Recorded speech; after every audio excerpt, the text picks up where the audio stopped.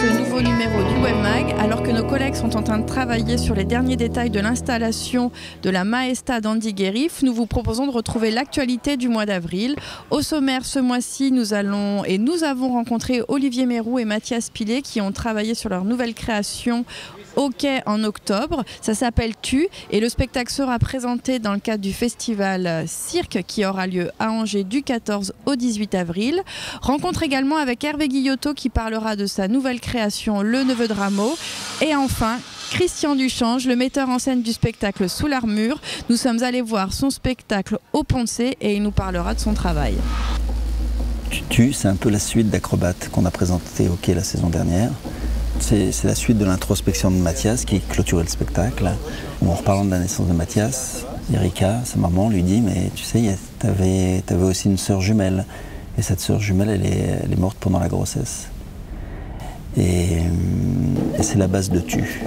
Et voilà, donc aller explorer son intimité à soi pour l'exposer au plateau, c'est aussi un moyen de toucher les gens et de parler à leur intimité, quoi. Et c'est vraiment aussi un sujet qui touche beaucoup de monde.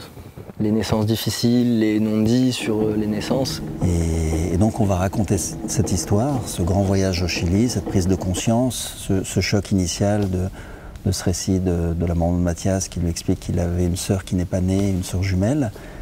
On va partir de ce choc-là et à travers ce road movie, en fait, c'est comme un road movie, et cet enracinement dans la terre chilienne et dans la culture indienne, qui est la culture de Mathias, on va raconter l'histoire d'une renaissance. Donc on est avec Hervé Guillotot, qu'on a déjà accueilli plusieurs fois ici au quai. Ok, oui, avec donc c'était de mémoire La Victoire et puis Kill the Co, voilà exactement, donc des créations plutôt en écriture plateau. Et là, cette saison, enfin ce mois-ci, tu vas présenter Le Neveu de Rameau, donc à partir d'un texte de Diderot. Donc là, on est très très loin a priori de l'univers un peu déjanté qu'on te connaît. Est-ce que tu peux parler un petit peu de cette pièce et pourquoi cette envie d'adapter ce texte ? Je peux le dire assez ouvertement, c'est Daniel Bessner donc, qui m'avait, il y a maintenant 3 ans, confié le texte. Donc j'ai au départ un peu mis ça de côté, puis je suis revenu dans l'œuvre à plusieurs reprises et décidé de la monter parce que c'est vrai qu'il y avait dans Le Neveu de Rameau des tas de choses qui faisaient écho à ce que j'observais dans le monde d'aujourd'hui et à mon rapport à ce monde-là. Donc des tas de questions qui sont évoquées. Un humour aussi qui est omniprésent dans le personnage du neveu, qui est quand même une sorte de provocateur comme ça, assez délicieux, quoi. Donc, Et au plateau, comment ça s'articule? Parce qu'on te connaît dans un travail assez généreux, assez touffu, avec des télescopages, etc. Donc là, avec un texte très classique comme ça, est-ce qu'au plateau, on retrouve ta patte? Mon travail il se développe un petit peu comme à l'habitude, c'est-à-dire avec entre guillemets des improvisations, des choses comme ça qui sont parfois des sorties de route par rapport à l'œuvre initiale et tout ça, mais que j'assume complètement. Bon, disons qu'il y a aussi un choix que j'ai fait assez important, c'est de fractionner le personnage du philosophe en plusieurs personnages, quoi. Donc ce qui crée déjà une situation parce que le neveu, quand on le découvre, il déboule dans un groupe, dans une situation, quoi.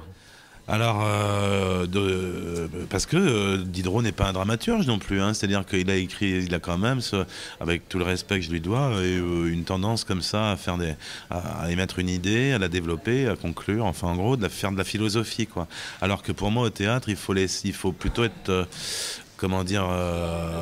provoqué, invectivé, et laisser la place au spectateur pour qu'il fasse son propre choix quand il s'agit par exemple d'une pièce à thème. Ma manière moderne, en tout cas, et personnelle d'adapter cette œuvre-là, elle s'est passée par une chose somme toute assez classique, c'est-à-dire que tout me plaise dans ce qui est dit, qui est de l'air autour des phrases, dans la phrase, qui est du silence avant, après, enfin bref, que tout ça ne soit pas une sorte de grand bavardage. Franchement, j'ai pas choisi Le Neveu de Rameau comme un alibi à raconter autre chose, ou je sais pas, ou en faire... Non, je suis pas assez intelligent pour ça en fait. Non, ça s'appelle Le Neveu de Rameau, j'incarne Le Neveu de Rameau. J'ai juste en effet trouvé une astuce, enfin bref, une chose plus qu'une astuce d'ailleurs, enfin une chose qui amène plus de mouvement que si le philosophe n'avait été interprété que par un seul personnage. Non, c'est vraiment... Il n'y a pas de décloisonnement comme ça pour du décloisonnement. C'est vraiment... c'est juste dépoussiéré, selon moi. Enfin, et je ne pense pas avoir trahi l'œuvre du tout. Non, vraiment, au contraire. Merci Hervé. Bonjour, nous sommes avec Christian Duchange. Christian Duchange, vous allez présenter donc au Carnet au mois d'avril votre tout nouveau spectacle Sous l'armure. Est-ce que vous pouvez nous parler du texte qui vous a inspiré ? Oui, au départ, c'est un texte de Catherine Anne. Comme souvent dans ma démarche de metteur en scène, je lis et je suis tombé en amour, comme disent les Québécois, sur ce texte. Je le trouve très poétique et en même temps très politique, au sens où ces enjeux sur l'éducation des jeunes filles et des garçons aujourd'hui, comment les pères ou les autorités diverses, comme celle des parents, mais celle de la société, des habitudes, des stéréotypes, comment ils contraignent les garçons ou les filles à faire certaines choses comme un métier ou à ressentir certaines choses, à avoir une sensibilité ou pas aux affaires du monde. Et je trouve que ce texte vient un peu bousculer et interroger dès le plus jeune âge, puisqu'il est fait pour les enfants. Il vient interroger ces questions-là de ce qui nous construit, ce qui nous démolit aussi dans le regard de nos parents, par exemple, ou de la société quand on est un garçon ou une fille et qu'on doit grandir et vivre sa vie, quoi. Voilà. Et là, justement, l'histoire en 2 mots. Alors la bonne idée, c'est d'avoir plongé, donc le titre Sous l'armure le laisse à penser. L'histoire est plongée dans le Moyen-Âge et l'idée, c'est que le père qui doit affronter l'ennemi du château d'en face, il règle vite les choses avant de partir à la guerre et il emmène son fils adoptif en l'adoubant à la hâte comme chevalier. Il a 13 ans, il en fait un chevalier très rapidement pour l'emmener avec lui au combat. Et la jeune fille qui a aussi 13 ans dans le château, qui a pourtant été élevée comme un garçon en l'absence de frère, elle est envoyée au couvent sans avoir le droit de dire quoi que ce soit. Elle est envoyée au couvent et elle va finir comme religieuse pour être protégée et cachée, et puis parce qu'elle est une fille surtout. Donc la bonne idée de l'auteur, c'est que ces deux enfants, garçons et filles, se rencontrent dans le dos des parents et décident de changer leur costume et d'aller, elle, au combat sous l'armure de Thibaut, et lui il fuira le château dans la robe de Christine. Donc c'est le début de toute une aventure d'initiation où il faut se confronter au contraire de ce qu'on attend de nous pour pouvoir grandir effectivement et faire sa propre révolution, quoi.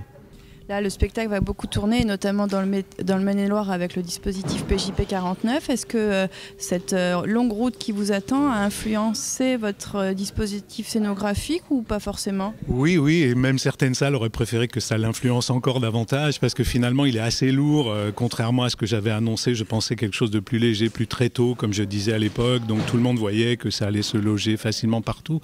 Et le travail de création se faisant, on a quand même conçu avec l'éclairagiste des panières d'éclairage qui sont des chariots à roulettes un peu massifs en fer, assez lourds, assez hauts. Donc ça donne toute l'épopée qui nous intéressait de chercher et de trouver. Il fallait une forêt, un château fort et une maison de paysans et un dragon, comme vous dites. Donc oui, voilà. Bon, on espère avoir résolu une partie de la quadrature du cercle esthétique, mais sur le côté fonctionnel et matériel, c'est un tout petit peu plus lourd qu'annoncé à l'origine, quoi. Merci beaucoup, Christian Duchange. Merci.